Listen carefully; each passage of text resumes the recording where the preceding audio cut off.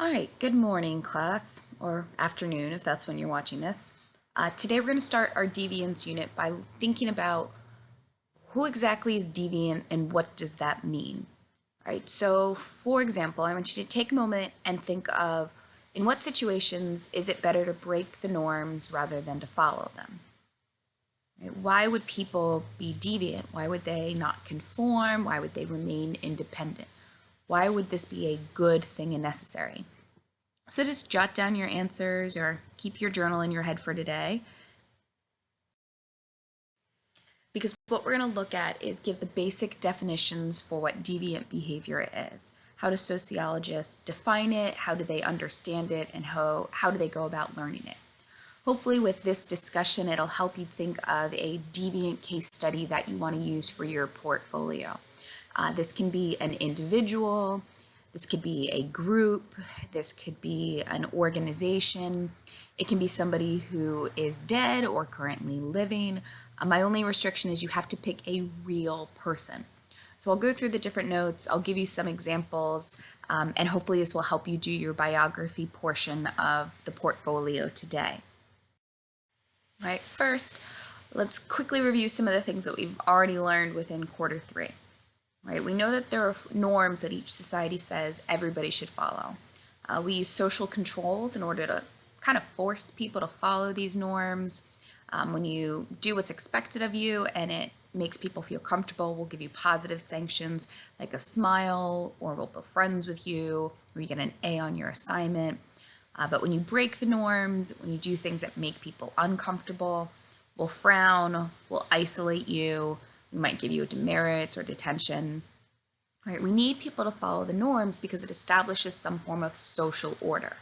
It makes interactions a lot easier because we both know what to expect from each other. Both of us are following the rules, and so it allows us to easily understand what everybody's doing.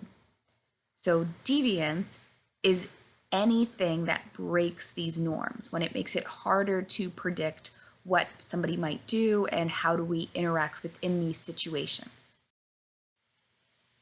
Right? So deviance is when people don't do what's expected and when you violate these norms. Right? Being deviant isn't really a good or bad thing. It just means you didn't follow the norms. So for example, on Halloween, people dress up in very bizarre costumes, and that's not normal, but it's not a bad thing. We talked about examples of culture shock when people go from one region to another.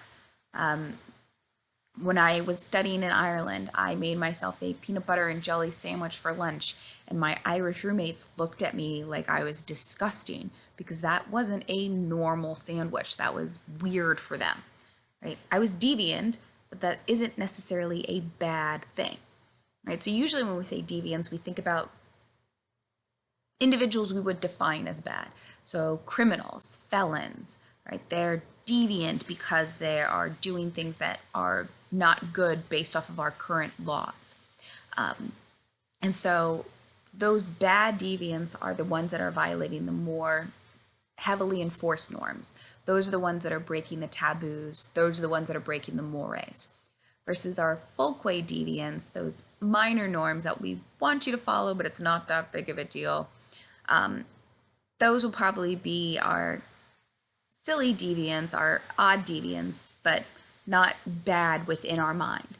Right? So for example, think about some of the reactions you got when you did your gender project.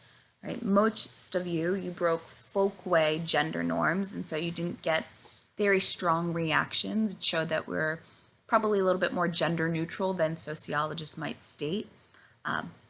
But more major reactions would be individuals that are it's like criminals that are arrested for laws because of theft or murder or extreme violence. Those are breaking our mores, those are breaking our taboos. So again, we don't really think it's that bad if you break a folkway. So this guy in the picture not wearing a duck hat, is it really the end of the world that he's being deviant? But we use negative sanctions to kind of let those deviant individuals know that what they're doing is uncomfortable for us and we want them to stop it. right? We might start gossiping about you because of your altered behaviors. We spread rumors about you and talk about you behind your back. And hopefully by this little bit of shame, we might get you to change your behaviors. Or it might need to be a little bit more extreme. Our folkway, our taboo violators, well, maybe they're going to go to prison. Maybe they'll face capital punishment and have execution, right? So who breaks these rules and what rule is broken depends on how we might respond. We'll get into this a little bit more when we get to the conflict theory ideas, but we know that there are some people are always punished for their behaviors, and there are some people that will let off the hook.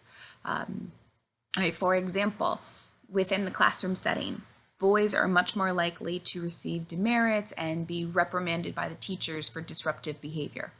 Right? They match our stereotype of what a bad student is. There's a stereotype that boys are disruptive learners, that they are distracting. Girls are doing the exact same thing, but teachers might turn a blind eye when they're being distracting or give them a warning, but not the actual demerit. Right? So who breaks the rules kind of influences the type of reaction we get. And then what the rule is. If you're caught chewing gum, or if you're out of dress code, like you don't have the right tie or the right socks on, right? That's minor. We'll probably ignore that or maybe tell you fix it. But if you're like, I don't know, flipping desks in the middle of my classroom, or if you're punching students, like that's a rule I'm going to make you be held accountable for, even if you're a boy or a girl. Right? Crime is a formalized way of trying to prevent deviant behaviors. Right? Good Counsel has a law book. It's your standard student handbook that you have to follow that lists all of the different rules. And so laws, they can actually vary from culture to culture. It gives you some idea of their values. In order for something to become a law, it means that an individual was deviant, the rest of that community really didn't like it, and so they had to write it down to make sure nobody would do it again in the future. So a lot of the rules, a lot of the laws in the student handbook that we have you follow is because of previous student behavior that was deemed too disruptive for the classroom setting, caused too many conflicts, and so they've now put it down in writing that this is something that you are no longer allowed to do, or this is an obligation of something you must do. And so, again, it can vary from culture to culture. If you're really bored or really interested, we know that different states have different laws, and sometimes they were really, really weird. So I posted a handout that are weird laws that once were enforced within different states within the US. So go through, see if you can guess which state passed which law, and I'll also post an answer key so you can check your answers and see if you got them right or wrong. But this will just be a fun little thing. If you want, do it. If not, no big deal. Now, our last unit, we were looking at statuses and how that might influence where you fall within our social structure. Right? A stigma is a negative status. It's one that is so low in the social hierarchy that people often look down on this group. Which makes stigmas a little different from statuses is sometimes these statuses are applied to us even though we don't fit that category. Right? Those rumors that we were gossiping about individuals that are deviant, right? Well, sometimes we stigmatize them. We apply this label to the person even if they actually haven't done the behavior that we've been gossiping about. For example, there's a gender difference where girls are not supposed to be as sexually aggressive or sexually active compared to boys. Right? Well, we might stigmatize a girl who embraces her sexuality as being like a slut or a whore, things like that. Right? Just because she's comfortable in her own skin is not doesn't make her in that status. She might not have been sexually active, but people saw her flirting with somebody else, and so we use these stigmas as ways of putting people down and labeling them as a severe deviant because they perform behaviors, or we assumed they perform behaviors that we didn't like. The picture illustrates individuals who have mental health problems. Those are also statuses that are heavily stigmatized, people who struggle with those things. And a lot of mental health issues are ascribed. It's a neurochemical imbalance within your brain. You didn't do anything, and now you have this status, and it tends to be stigmatized. Our cultures are getting a little bit better, but there still is a lot of issue and debate around individuals with mental health problems. Our homeless population, they are heavily stigmatized. And you did an article that looked at what are some forces that might lead to an individual becoming homeless, whether it was an institutional failure or an individual shortcoming. Right? We use these stigmas to punish deviant behaviors, and the hope is that they don't like this status so much that they will actively try to remove this label from themselves and therefore normalize their actions and become a little bit more conformist in the future. Right. Something that we could do to force behaviors to become more normalized is maybe we want to shame people a little bit. Right? Shame is an informal way of letting individuals know that they are deviant, and we want them to become conformist. It's a little bit more effective if you're from a Gesellschaft society. A Gemeinschaft society. Gesellschaft, it's a little bit more difficult. All right, remember Gemeinschaft, those are like the Amish type of communities where there's a lot of face-to-face interactions. There's a lot of close-knit social structure where everybody knows each other. And so it's very hard to break norms within a Gemeinschaft society. And one of the ways that they encourage you to stay connected is they will shame you. Right? If you've ever read The Scarlet Letter or seen a movie or even Easy A, which is a modern-ish adaptation of it, right? Hester Prynne, main character, is labeled an adulteress. And so she has to walk around wearing a giant red A on her clothing as a way of shaming her for her behaviors. And the whole book is about the fact that she's not shamed by this. She stays actively a part of the community when the community wanted her to feel so embarrassed that she would leave and therefore not have the husband, the father of her baby, be held accountable for his actions. Right? So I want you to take a moment and look at the picture that I have posted there. Right? This is in Texas. These are men who've been convicted of drunk driving. Right? And so the judge declared that they had to wear these clothing while they would clean up the side of the road, all of the highway trash.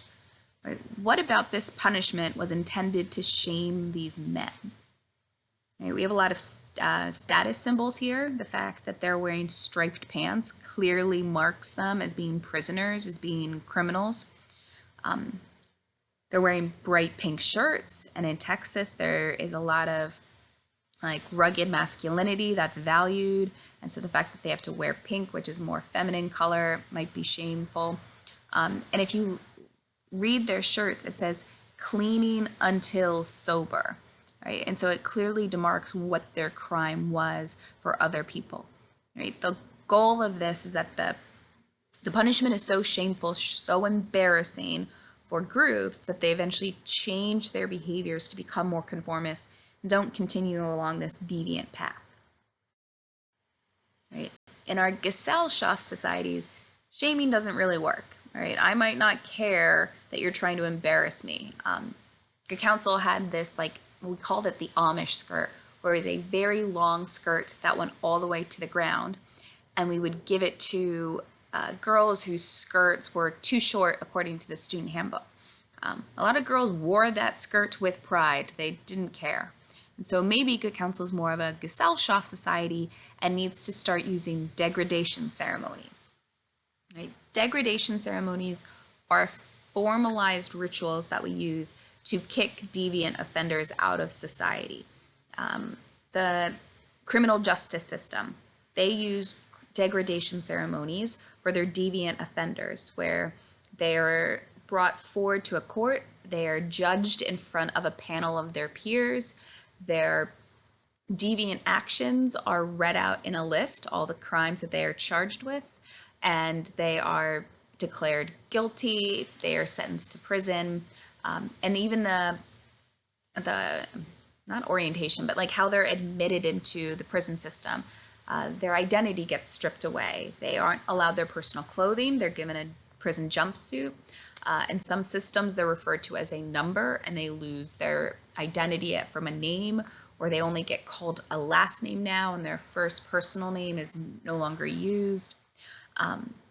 They aren't allowed to set their own hours, and so it's very regimented. Those individual liberties, individual freedoms are removed from them. And so with these degradation ceremonies, the whole goal is to strip away your identity as a member in our community, a member in our society. And because you are no longer a part of our culture, since you're being kicked out, it formally shames these deviant offenders.